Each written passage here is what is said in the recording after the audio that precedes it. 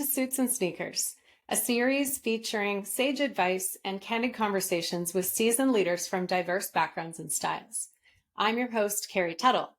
With my guests, we deep dive into the areas of team engagement, motivation, and effective performance management. Get ready to be inspired and transform your approach to leadership. Please like, subscribe, or follow to be notified when episodes are released. Let's get started. It is my pleasure to talk with Ian Tell, Chief Revenue Officer at Bison and Bird, with 25 years experience in sales and leadership. At Bison and Bird, he supports companies to identify and implement artificial intelligence solutions that streamline operations, predict trends, and drive growth. His core expertise is in needs analysis, partnership development, new market entry, and he does in-depth ROI and cost-benefit analysis as well. In his past, he's been an implementer of Salesforce CRM in highly technical sales teams. Ian's education is in a Bachelor of Science in Chemistry from Wilfrid Laurier University before eventually making the transition to sales leadership. Ian lives in Calgary, Alberta, and you can find him on a pickleball court with his wife on a sunny day off. Ian, welcome to Suits and Sneakers. Carrie, thank you so much for having me. I'm excited about the opportunity to discuss leadership with you. Awesome. Thank you. Before we go there, first of all, I always like to ask a fun question. What's your work attire? I'm a business casual person. I originally grew up in the day when you had to wear a tie every day for work. So This is somewhat of a dress down for me at this point from a work history perspective. Definitely business casual is my go-to on a regular basis. Awesome. That's great. Yeah. And I think, it's funny because as I talk to leaders, more and more people are going to that casual attire and really being approachable, but still professional, of course. Absolutely. And I think, I've been in many different types of seminars and scenarios where they talk about first impression, obviously very important, and you want to present as a professional, especially when you're trying to present professional solutions. So for me, it's important to present well, speak well, and give that demeanor that I'm going to be able to solve problems. Mm-hmm. And you do that. So tell us a little bit more about what Bison and Bird does for companies and in the marketplace. Absolutely. So Bison and Bird is really structured on three different platforms. It's around cloud services. So we do Microsoft implementations and a number of other software implementations as well, really thinking about cloud infrastructure, cloud architecture, and then software that's going to be able to solve problems. We look at it as from the point of view of software isn't the answer, it's a gateway to better answers. So let's find out how to be able to map your processes, digitize them, and overlay them with the proper software to solution to create efficiencies. Then you layer on top of that AI. AI then has the ability to really take it to that next level by looking at your operational efficiencies, all the different things that you can do from an administrative point of view that I guess nobody got into business to go, I want to respond to 100 emails today. What do I do to make sure that I can actually create efficiencies and work on those high value items in my organization by streamlining those processes, minimizing those administrative tasks, enhancing my creativity and enhancing the value that I'm be able to present to an organization. The last portion is what we call tech-driven leadership, where we'll actually go in and do data therapy, where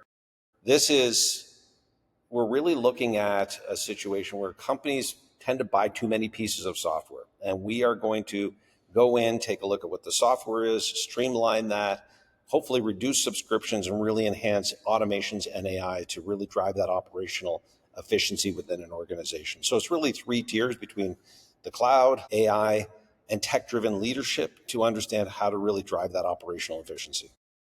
Very cool.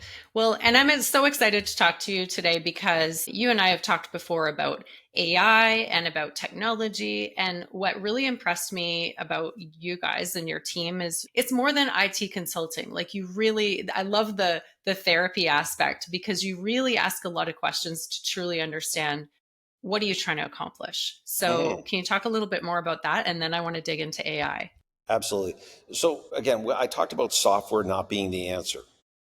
basically every company has a problem statement. What are they trying to solve? What are they trying to measure? How are they trying to operate as an organization? The first thing for us before we start even thinking about what we should be implementing or how we should be helping is understanding what those roadblocks are, what you're trying to measure, how you're trying to operate the company. So then we can actually tailor a solution that's going to two things, going to resonate with the people who actually have to use the software and the solution, and are going to do something that is actually going to be transformative in the business process as well. We've seen too many scenarios where people try to sell a specific software or solution without understanding the problem. I mean, we really believe in a consultative selling approach where we're consulting with the end user to understand how to be able, what their real roadblocks are to success or taking that next step in their journey, and then really mapping it out from a process perspective, and then overlaying that with digitization through cloud, tech-driven leadership, and AI solutions. Does that make sense? Yeah, very cool. And so actually, before we go into the AI piece, I'm very curious, like you have a chemistry degree. Yes. How did your journey take you into sales leadership? Great question. So I actually started out in research and development. So I did not start out in sales whatsoever. So the first company that I worked for, I was in the research and development department, and I was working on different projects and the successful projects from a research and development perspective. But what I realized is that I enjoyed the presentation of the ideas, the high level thinking, the actual selling of the ideas more than I enjoyed being in the lab and doing the research and development itself. So I went to the sales manager at the time and said, I think I would be great for sales, which he wasn't sure that that was a great idea, having a research and development chemist walk into sales.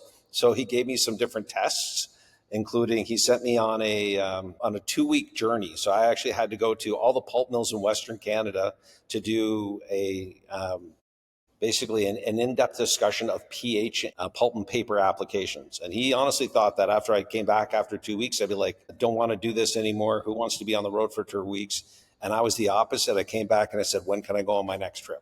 And I really loved doing it. I really loved doing it and sitting there from a technical perspective, selling technical solutions, trying to help people with their process issues, and really trying to help them understand what the root causes were and how we were going to be able to solve those at the same time.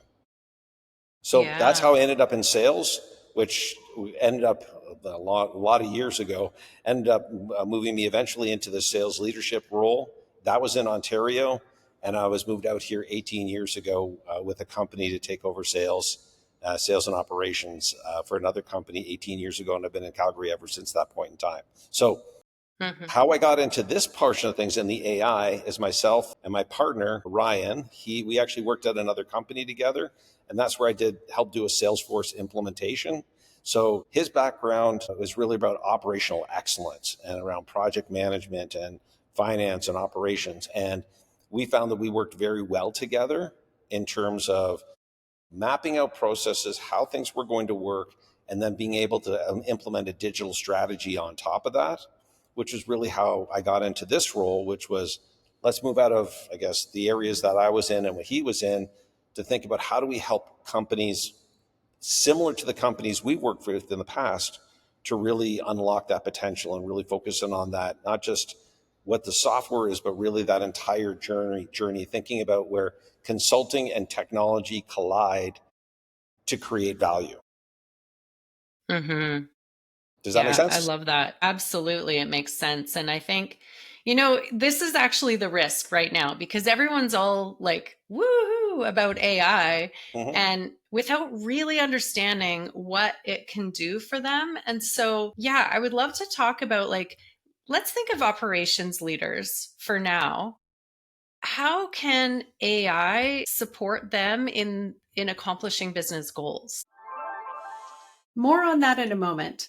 If you're listening to this episode wishing you can get more out of your team alongside other purpose driven leaders who want to be more effective, I encourage you to take a look at my program, Leading with Engagement.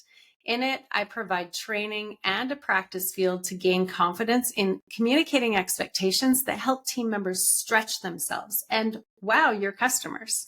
You'll gain a framework for giving meaningful feedback that motivates and inspires them to engage. Among other skills, you'll learn to delegate and track performance to free up your time to lead more strategically. Go to teammojo.ca for more information. Now, back to the episode. Let's think of operations leaders for now. How can AI support them in accomplishing business goals? And I know that's a broad question, but maybe you have a couple examples. Absolutely. So think about, okay, you're taking a look at operational procedures, and you can actually think about how do you create AI agents, and I could go into a whole section of the 5 levels of AI and things like that. However, when we're taking a look at AI agents, think about AI from an agent perspective as a person or a persona in the organization.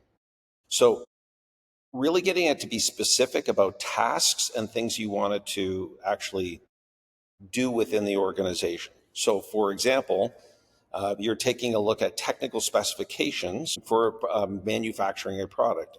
Well, get AI to actually look at that document, pull out the key components, do the risk analysis, and thinking about the scheduling, about how that's actually going to work relative to everything else that's going on inside of the organization from a manufacturing and planning perspective. So AI can start to take a look at what are the requirements for the scope of work, what are the requirements for the operations specifically, and how does that fit in relative to all the other requirements in the organization. It doesn't tell you what you should do, it tells you what the options are.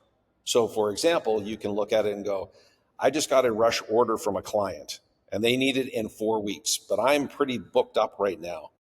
You can use AI as an agent, go to look at your scheduling, look at what's in the queue, and actually do a risk analysis and then a reallocation of time and resources, and have it give you different optionality in terms of what that would mean from a schedule impact, from a resource impact, and from a timing impact as well. So something that would normally be done by somebody in the organization looking at multiple tables and schedules and resources, AI can go in and give you some first glance looks at what the implications, risks, and risk mitigation strategies are, as an example.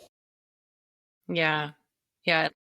So thinking of it almost like, where can you create a specialist role in the org chart, and then AI is part of that specialist role or completely takes it over, or what? How would you describe that? Yeah, absolutely. So think about any organization. So you have people in HR, you have people in sales, you have people in engineering, you have people in finance. You don't have one person that does everything, unless you're a small company, of course, and you're trying to expand it and get more roles. But however, in an organization, you typically have somebody who's specialized in something.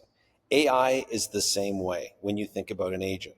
The more specialized the agent is, the better it's going to be able to perform a specific task. Then when you get into agentic AI, it's about creating small specialized agents and then having them automate between each other to create a better output. So there is no one AI that basically rules them all. You should think about it in small incremental segments of items you want to accomplish, and then how do you get them to talk together and automate to create a better output. So it's really the intersection of automation and AI that creates operational efficiency. So automation is a portion of it. So you can automate pulling information in, get the AI to evaluate it and do something with it, and then automate it to send it to another AI or to create an output from there. Very cool. So I don't know if it's kind of like the dirty truth that a lot of leaders, especially if they're not using AI right now, the dirty truth is that your staff is using AI in Yes. some form or fashion. So what's sort of like a watch out or like a best practice that leaders should embrace?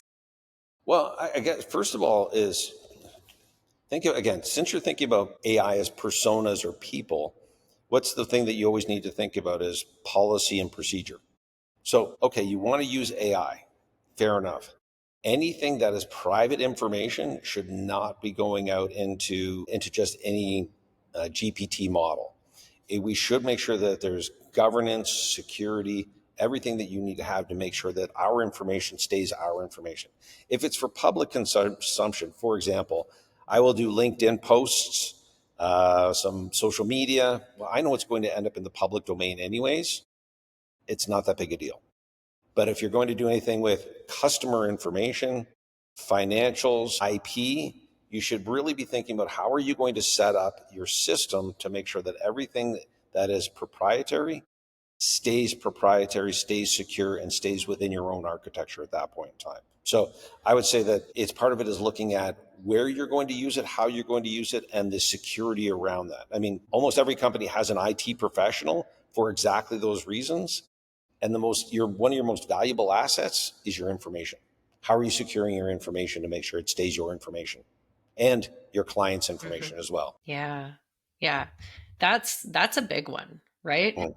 And when we don't have a policy or people are just kind of going willy-nilly and using GPTs off on their own to do their jobs and get things done faster, which is great. We want them doing that. We want them innovating as well in how they approach their job. But yet there needs to be governance, like you said, and policies so that it doesn't. I think a lot of people are just unaware, actually, of how exposed their organization can be if they don't manage it. And this is where I was doing a talk last week and somebody asked me that specific question, and it was more around training. And what I think is when you see training and onboarding for new people coming into an organization, you're going to be seeing the normal things like, days off, sick policy, bring your own device, website usage. AI is going to become an important section of the onboarding and training and the governance around how you use it and compliance as well in terms of best practices, because it is such an important portion of how everybody's doing things from a business perspective.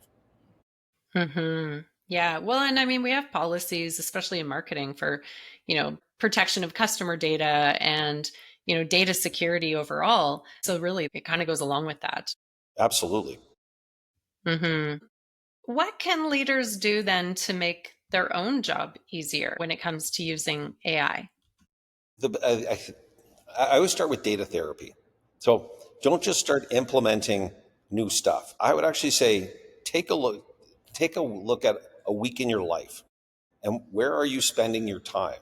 And where are the spots where if you used AI or you're doing a lot of administration around something, is that a place where you can take AI and really minimize that amount of time, reduce that so you can create efficiencies in other areas? So the tendency is to go, I could use AI for this and it'd be a great idea. I'm not saying that's wrong. I'm just saying, let's take a look at all the things that go on in the course of a week and start to actually think about from cataloging almost your time.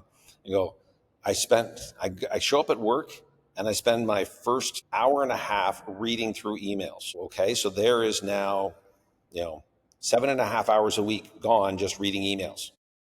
Could I now take that and use AI to summarize emails, categorize them, show me what's important, filter out, and now I'm spending 15 minutes and actually saving myself almost 6 hours a week just in that type of architecture. But starting to assess where you're spending your administrative time, where you're spending your time, then you can start to think about what the solutions are and how you're going to AI or agentify what you're doing at the same time. Mm-hmm. So just like anything, there's the strategy side of things. Let's start with strategy. The strategy is I need to reduce the amount of inefficient time or non-value added time I am spending. So let's start taking a look at all those different touch points and understand what that is so I can implement AI thoughtfully, not only for myself, but probably for the organization as well. Well, and let's apply that for a second because you've led sales teams. Apply that to the sales arena. Mm-hmm. What are some opportunities that are emerging in the space of AI to support sales organizations? Because most people believe that sales is a human function only, right? And we know, I think we're starting to open our minds to the idea that there can be some automation, but where do you think the opportunities lie? I think there's a number of opportunities and some things that I'm using currently, one of which is When I'm going into a meeting, when I think about a needs analysis, I ask if I can record and transcribe that portion of the meeting. Because what it can do is take that information, summarize it, and give me full transcript as well, so that I don't miss any details. I know, again, and I'm dating myself a little bit here, but back in the day when it was all pen and paper, you'd be in a meeting, you'd be writing down notes, you'd be trying to summarize and take as much information as you could, but you can miss details.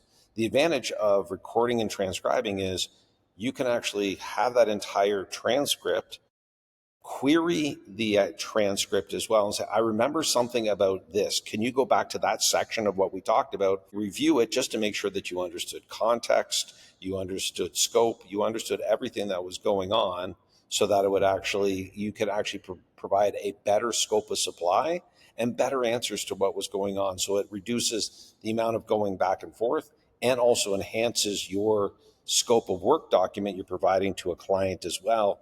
So it actually reduces the time to potentially get a sale. And more importantly, or not more importantly, but just as importantly, is going to your manufacturing team and going, here's what was said, here's what it'll look like, this is what they're trying to accomplish. And now that bridge between sales and execution is a much better bridge, and you get better execution out of the overall plan as well. So that's just one place that you can actually take a look at AI as a potential game changer in what you're doing. I love that, because humans, we think we're doing the relationship stuff and we're asking all the right questions and we've prepared for the meeting. But then there's this thing that happens. We translate what they say into what we think. Mm-hmm. And then we translate again into what we think that means for operations. So I love how you're saying there's that direct connection now between the customer and operations. And I can then pull operations in and go, what did you hear from this? Because I couldn't, again, bias whatever it is. You interpret things in different ways. And now you can sit down with your team and ask better questions to make sure you get to the right answers. Amazing. That's so cool. So just one example. Another example that I use is when you get requests for procurement, the ability to use AI to review the entire document versus your terms and conditions and say, what are the anomalies? What are the differences? How do these actually align with each other? And making sure that your, whether it's payment terms or limited liability or liquidated damages or health and safety or time frame or scope, all the things that you're doing, it actually gives you a first pass review. So instead of having to read through somewhere between 3 and 35 pages of documentation, you can use AI to be able to enhance that and really reduce the amount of time you're taking to go through documents. Yeah, that's really cool. It's a question for you, because I've read RFPs that I'm like, they don't actually know what they're asking for. Like sometimes RFP is the worst. Well, always actually, it's the worst method to procure solutions, especially if you don't know what the right solution is for what your problem is. And I would argue that us as sellers, we are the expert more than our customer in a lot of cases, because they only know what they know. They don't know what's emerging, what's new. And so could you have AI review an RFP and maybe pull out like things they didn't ask that maybe they should have, that would help Absolutely. give a better solution? So, for example, what I will do is with something along those lines is I will actually use my AI agent that I've created with the help of my team is to go, okay, let's take a look at what the request for procurement says. Let's go through, and I want at the end of it assumptions, dependencies, exclusions, and questions that could potentially cause risks or need to be addressed for us to be able to execute properly. So at the end of me going through the entire document, it will give me suggestions, and I can ask the AI then to ask me more questions to make sure I'm fully understanding scope and asking the right questions back to the client. Again, saving time to make sure that if we do get the project, or when we do get the project, we actually fully understood the scope. And when we have our kickoff meeting, we are truly aligned with what they're trying to accomplish, and we can execute at a high level at that point in time as well. You're speaking to a really interesting concept that I think a lot of people who are new to AI miss. Some people get really frustrated, right? Like they'll put in a GPT and they'll ask a question and then they don't like the answer, or it's not what they were looking for, and they get frustrated and they're like, this stuff doesn't work. What advice would you give to people who are starting out and trying to test getting information from a GPT? Yeah. So again, when we come back to the thought of a persona with AI, think of it as, and I never want to use the word person because that seems weird to think of your AI as a person, but from a persona perspective, it is a conversation that you're having, not a question. So start with context. What are you trying to accomplish? Actually, tell your AI who they are. For example, you are going to be a digital administration professional looking at a request for procurement based on a scope of supply to implement a CRM and marketing system. So what it will do is now it filters out information and it eliminates information that is non-relevant to it to be able to answer questions and give scopes better. So part of it is just starting with context. So tell it who it is, how you want to perform, what you want the output to be, what you're trying to accomplish. So historically, if you go into a search menu, you're going to go, I find good places to eat on Friday night. In comparison to AI, where I will start with, I'm going out with my wife and I would like to go to a Mexican restaurant at a medium price range. The time I'd like to go out is about 7 o'clock, and I want to make sure that is going to be a quiet and more intimate type of engagement. Please suggest things that were within 10 kilometers of our house. So it'd be just like me having a conversation with yourself going, Carrie, all right, I want to go out with my wife for dinner for Mexican food. Do you know any places that's kind of in this realm? Think about it talking like that in comparison to being very short. You can create more context and better answers by giving more context. Yeah, and I think there's a difference between, all of us are used to Google search terms, which are their keywords, right? Whereas in this case, it is conversational and you're giving it a whole bunch of parameters that aren't like a list. Exactly. It's more natural. Exactly. So you almost have to start thinking about, well, I know what I do is actually I have an AI that I talk to on a regular basis. So actually it's speech oriented. So I will get on and say, all right, and I've given it a name as well. And I say, okay, I'd like to have a conversation with you about this. And then I'll actually give it a precursor saying, I just need ideas. I don't want you to give me any answers. So all it will do is actually come back and give me questions. It won't give me answers. And then I can say, okay, I'm done with questions. Now I need answers. So you can actually have these types of conversations to actually help you formulate ideas, formulate what you're trying to accomplish, and create that context and that specificity that you're really looking for. So I see a lot of parallels between communicating with AI and communicating with staff, because if we aren't clear in our communication, we're going to get an unintended result. Exactly. In both cases. Wow. Yes. So the more clear you are and the more specific you are, the better the answers you're going to get from whatever AI you're using. So if you ask big questions, you get big unspecific answers. If you ask narrow, just like with your agents or your people, they are specific to what they're doing. When you create specificity, you create better answers in and around that specific subject matter as well. All right.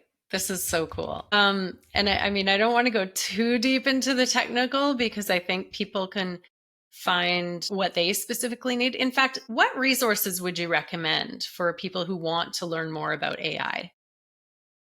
First and foremost, whatever AI, there's so many AIs out there right now that are available.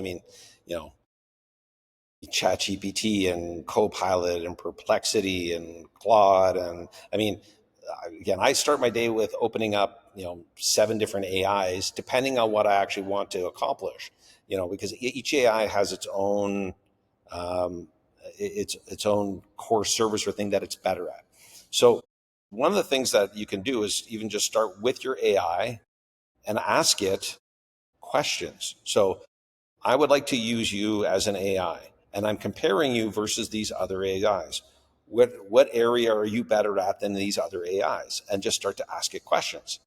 So having those conversations. To your question earlier about security and governance, ask it, what is your security and governance policy? How does this actually make sure that I am going to be compliant inside my organization from a personal information perspective. Ask questions. And the big thing is, I always say, try to break your AI, especially if you have the free version. Eventually you'll run out of tokens and it will tell you you have to wait 24 hours to start asking questions again. Go down the rabbit hole and ask questions, because you're going to get, as you use it, you're going to understand it better and understand how valuable it can be. And also, again, just like anything else, where your do-it-yourself projects lie and where you go, I need somebody to come in and do something a little bit bigger scale for me as well. Yeah. Does that make sense? Yeah, definitely. And maybe what is that line? Because I think a lot of people right now are thinking, oh, well, I can just tinker with it and play with it. But I think there must be a point where you tinkering it with it is not nearly as effective as bringing in somebody like yourselves to really do an analysis and set up systems and processes there. Right. And so what I would say is that once you start getting into that, think about, the way I always look at it is, think about bringing a new person into an organization. What are the two most critical things? Onboarding and training. If you're asking, again, more general questions, you're trying to get certain things done, you can probably do AI on your own. If you need something to start getting into some really specific things where you're going, I want it to have a certain tone, I want it to write in a certain way, I want specific outputs, I want it to be referencing specific documents, just like you would a person saying, this is the scope of your work.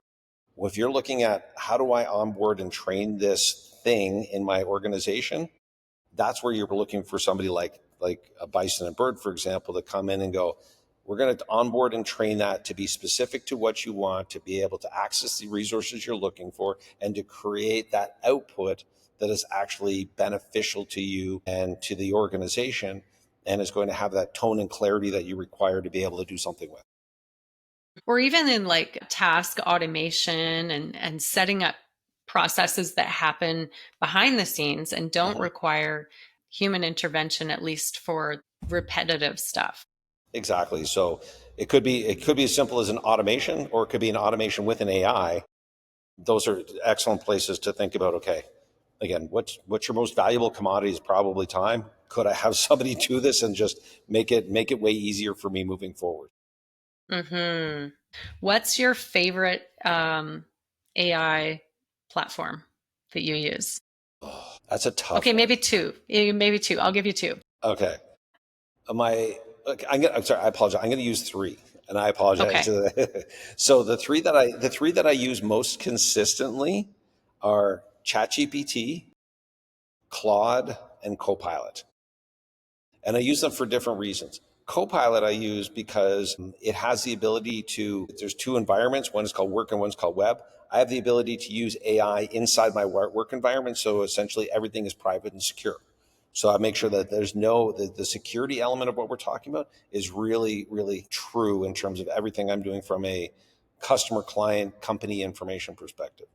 I find ChatGPT is great with the creativity side of things. So when I'm thinking about, marketing and even some imaging, and even just asking creative ideas about how I want to attack problems, things like that, I find ChatGPT does an excellent job and has some other tools associated with it that really do a great job from that perspective.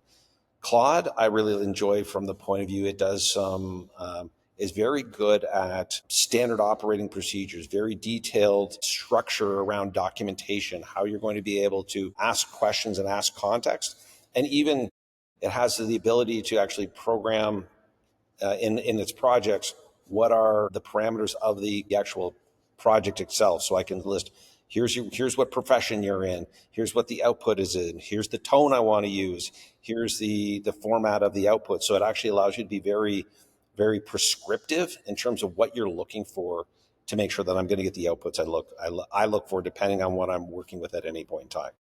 Mm-hmm. How has AI changed you in your leadership style? And maybe we'll start with how would you describe your leadership style first? Well, most importantly, it makes me more intelligent, which wasn't hard to do. So it's really good. So I guess what AI has done is really allowed me to be more present in all of my meetings. So instead of, again, taking notes, looking up, looking down, I have the ability to have a conversation like we're having right now and be able to be more thinking about what are the right questions I should be asking? What are the things I need to be making sure I'm addressing in the scope of the meeting in comparison to writing things down and trying to figure it out later? So and you talked about this before, is that everybody perceives sales as being incredibly human and human interaction. This is where AI really enhances that human interaction portion of things. So you can create those, what I would call trust triggers in the course of your conversation. So then you're going, okay, so you talked about this. Let's dive into that in a little bit more detail. And you're really present in terms of what's going on. Then taking that and being able to go, okay, now I know what's going on. I understand the context of what's happening. And I've created agents that help me create scopes of work based on my conversations that would normally take me a day, and now it's taking me about 15 minutes to be able to do and be able to review with my team. So again, now I have the ability to go out and create more interactions, better interactions, and create efficiencies in the entire sales process in terms of what's going on. And then also thinking about, from a demonstration perspective, because I am in the AI world, how do I create demonstration versions of what I'm talking about, and using AI to show people so they can visualize what that means from unlocking efficiency in their everyday life. Mm-hmm.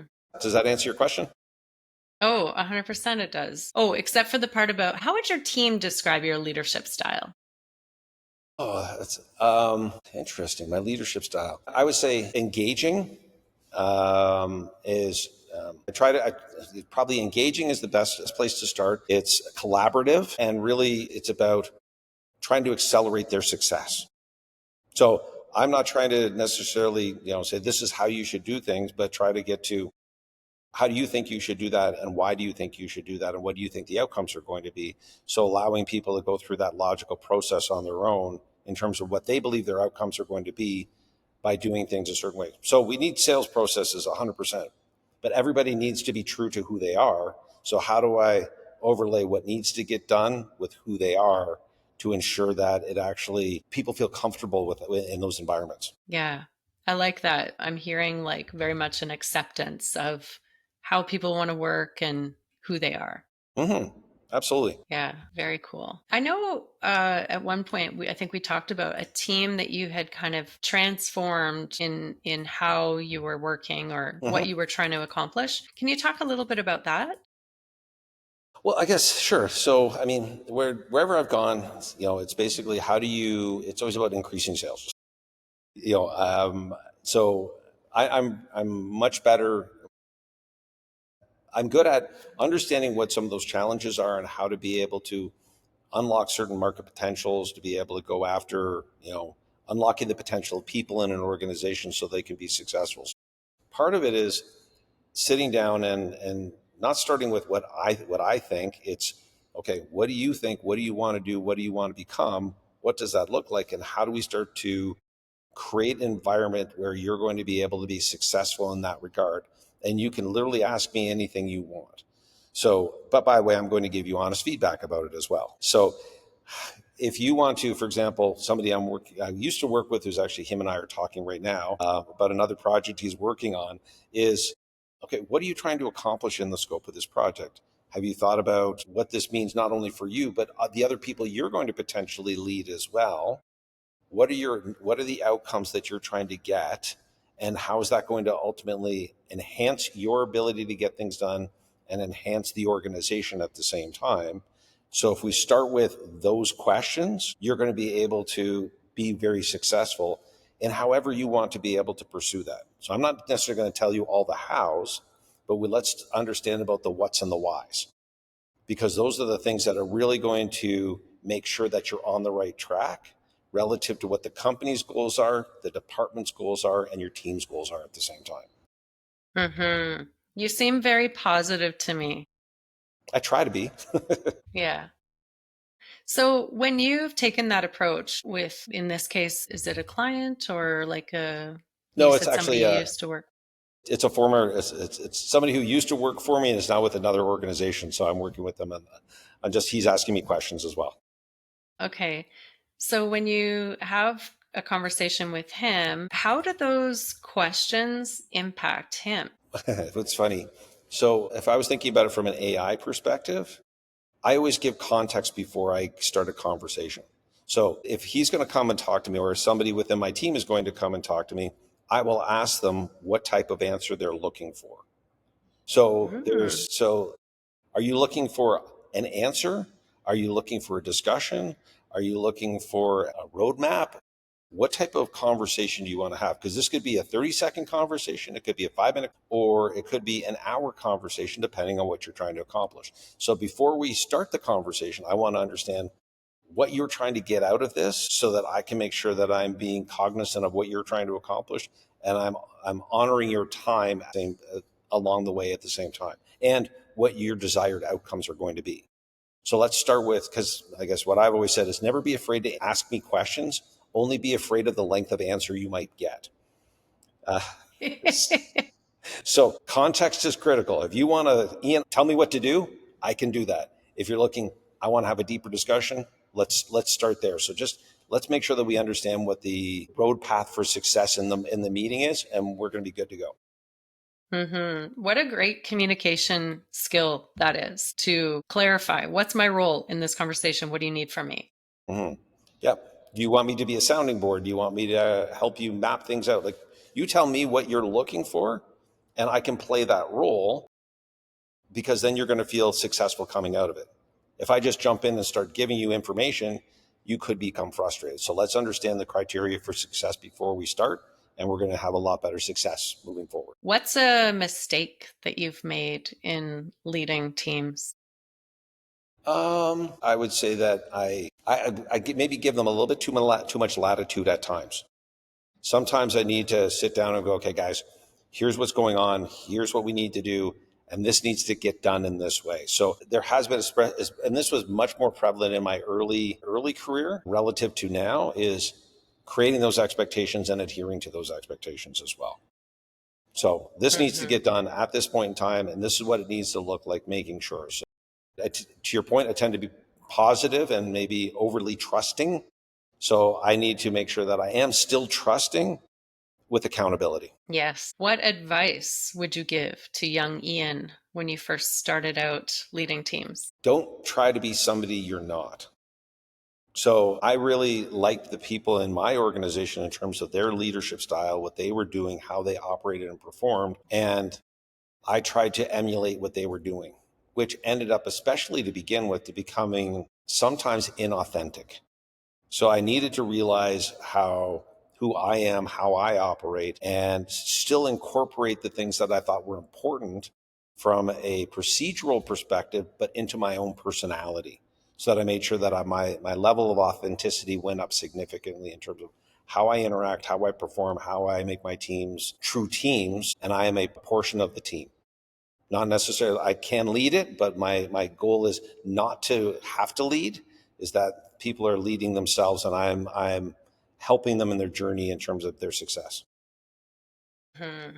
So Very I cool. guess authenticity is probably the one I would really, if I was to look back on me as a young leader, just make sure you're authentic. Yeah, I think people are drawn to really authentic leaders. Absolutely. And they Yeah. can also understand when you're not being authentic as well. Yes, they can sense it a mile away. Absolutely. What are you working on now that you're excited about? Well, that's a great question.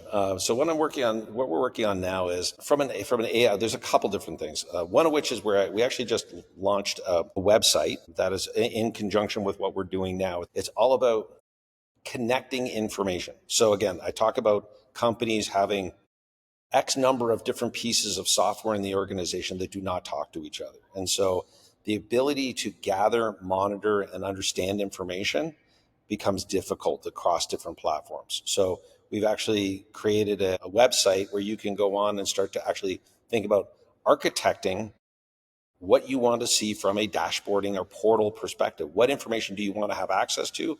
What do you want to be able to update? What do you want to have people see? And can you actually have clients interact with that as well to be able to understand what's going on relative to their orders, their customer journey, and really pushing that forward. So that's a website called Portal Mill, Portalmill. And it gives you, I guess, a high level visualization of this is all the data I have in my company, and this is what I could make it look like without having to change software. Because the biggest issue in any company is changing software. So if we can eliminate or reduce the management of change, you've really accelerated the ability to change the mindset of an organization and the efficiency in an organization as well. So that I'm really, obviously you can tell I'm pretty excited about it. But that's just one area where I go, this can be truly transformative for an organization to go, look, we've committed to these softwares. It is what it is, but how do we do something really constructive with this at this point in time? So we can get better work, get better efficiency, better interactions, and better understanding of what our KPIs, metrics, and decision-making criteria should be. And is that a public website? Like we could share it in the show notes and people could check it out and play with it? Absolutely. Yep. www.portalmill.com. Awesome. Okay. We will definitely share that. Perfect. Okay. Ian, any final like AI, maybe sources for tips or like podcasts you like or courses? What can people use? There's so many sources out there. My biggest, try to break it. Like go on and play. So, you can go on courses, you can take a look, but I would say just go on and play and actually ask your AI how you should be interacting with it to get better results.